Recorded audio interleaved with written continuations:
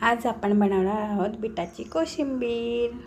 बीटासाठी लागणारं साहित्य आहे 1 वाटी किसलेलं बीट, फोडणीसाठी मोहरी आणि दही।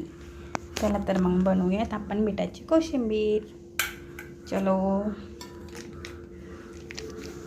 किसलेल्या बीटात थोडं दही टाकून घ्या।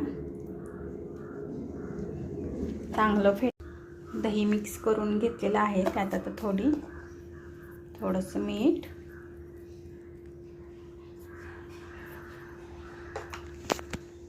पुन्हा एकदा हलवून घेऊ, मिक्स करू।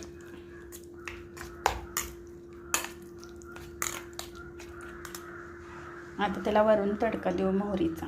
मी पळीत तेल घेतलेलं आहे थोडंसं। गॅस सुरू करते।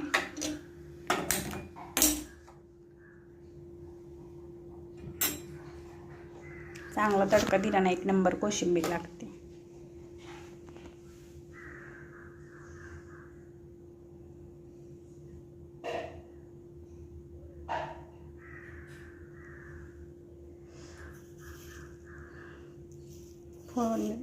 मोहरी टाकूयात थोडीशी,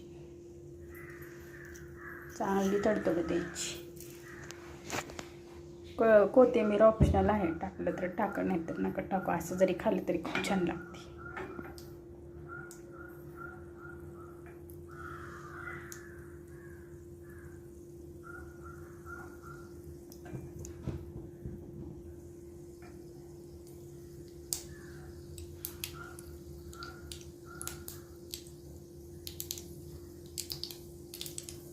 मोहरी तडतडली चांगली।